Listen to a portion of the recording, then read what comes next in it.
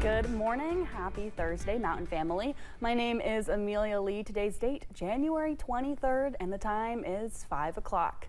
It's also time to check in with meteorologist Megan Dusmal for a look at your forecast this morning. Megan, we've been talking about those cold temperatures for the past 3 days.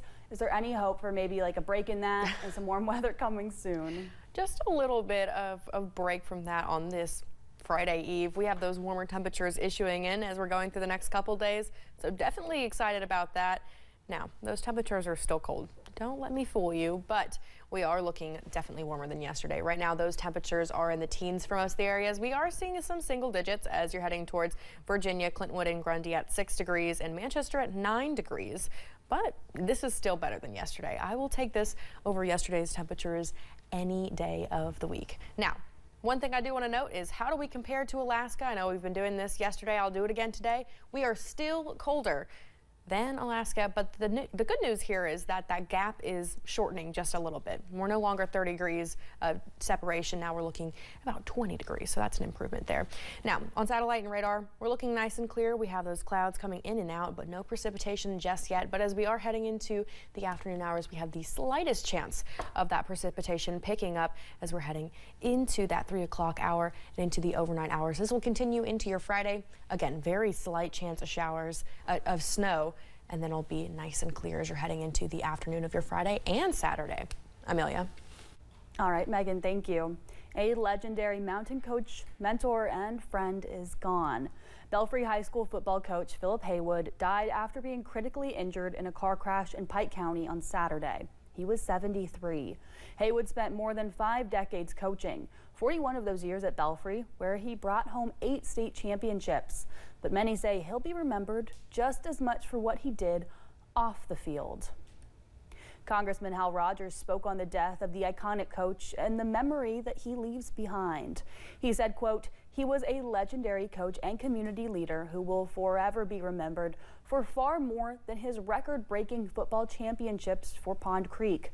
My wife Cynthia and I share our deepest condolences with the Haywood family and all of Pirates Nation," end quote. To see the full statement, you can go to this story on our website, WYMT.com. Kentucky High School Athletic Association Commissioner Julianne Tackett released a statement about Coach Haywood, saying in part, quote, "While the history books will write about the 491-162 record on Friday nights from 1975 to 2024, the real history is told in the lives of the people he coached, mentored, and was more like a father to for so many years." Coach Haywood appeared on Issues and Answers at least 3 times. We went through some old video and pulled this quote from 2019. At the end of the day, how do you want to be remembered? Well, I want to be remembered as a person that loved his family, loved his kids, loved his church, tried to do the right thing, and that I was just humble enough to know that I make a lot of mistakes every day, you know, and I tell our coaches this, I tell our kids this on a frequent basis. I probably need to tell my wife more that I make mistakes, and she would remind me if I don't, but that I cared about people, and I gave more than I got. And I've always wanted to be a giver. I think that's part of my personality. And I think if people take that upon themselves to give and not worry about what you're getting, but just give, the good things will come back to you. But you don't do it for that reason. Yeah. And I think I'd like to be remembered as a person that cared and gave. And here are a few of Haywood's accomplishments. He was head coach for 50 seasons and won 8 state championships at Belfry, with 6 runner-up finishes. The last state championship was in 2021. He is the state's all-time winningest coach with 491 victories. Nationally, he was the 5th most wins. He was also an author and sought-after motivational speaker. We'll pass along his funeral arrangements when they are made. Nashville police are looking for a motive after a deadly school shooting. Investigators identified the suspected shooter as 17-year-old Solomon Henderson. They say he walked into the cafeteria at Antioch High School and fired multiple shots. 16-year-old Jocelyn Correa Escalante was killed. Another student was grazed by a bullet but was treated and released. Nashville police say Henderson then turned the gun on himself. There was a vigil last night at Hamilton United Methodist Church in light of the shooting. While we are in the deep freeze, some are making sure those who need things like prescriptions or medical supplies do not go without. Places like Primary Care of Eastern Kentucky and Rotec are making deliveries to their patients. The older population, disabled people, and those without transportation can possibly get hand-delivered supplies. Chronic illness medications like insulin or heart medications and even oxygen tanks are being delivered to folks. I like to think about it, if my mom or dad had oxygen tanks and they were running low, I'm going to get nervous and I'm going to be like, you know, who can I call to get these filled before I need them? Rotec employees say they take pride in treating their patients like their family and giving them the care they need.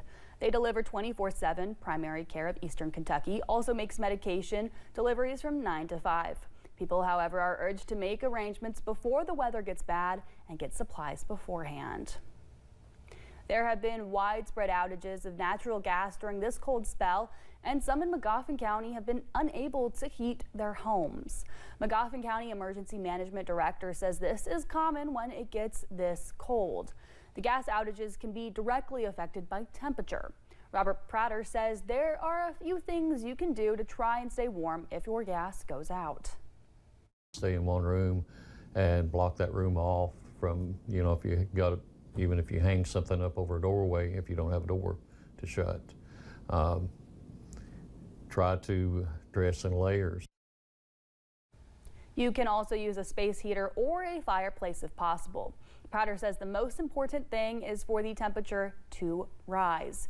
If you do need a break from the cold, you can head to the Lloyd M. Hall Community Center that's open to stay warm. In Claiborne County, Tennessee, like many other schools across the region, there was no school again yesterday. They've not been back since Christmas break. At Tazewell Church of Christ, their doors are open 24/7 for the next few days as they serve as a warming center. The church does not get any money from the county. They rely on volunteers and donations of food and blankets to run a shelter when it's dangerously cold outside. Mayor Joe Brooks says ideally he would like to chip in financially. Either help to buy food items for that, help to pay the utility bills during the times that they do that. I'd just like to be a better partner in that space. Brooks wants to help, but from a county standpoint has trouble doing so. Last month, he proposed a plan to build 3 warming boxes that would include pillows, blankets, and more to help keep people warm. He asked the county commission for $2,500. It did not pass. We now know the funeral arrangements for a child who died from smoke inhalation injuries sustained during a house fire in Pulaski County. Visitation for Natalie Caroline Grace Stacy will be today from 5 until 8 in the chapel of Southern Oaks Funeral Home in Somerset. The funeral for Stacy will be Friday morning at 11, also at Southern Oaks Funeral Home. Stacy was just 12 years old. Well, thank you for getting your day started with us here on Mountain News this morning. When we return, the weather is affecting travel across the states, but soon it might be turning a new leaf. Rain, snow, and everything between is in the forecast this weekend. I'll have more up next.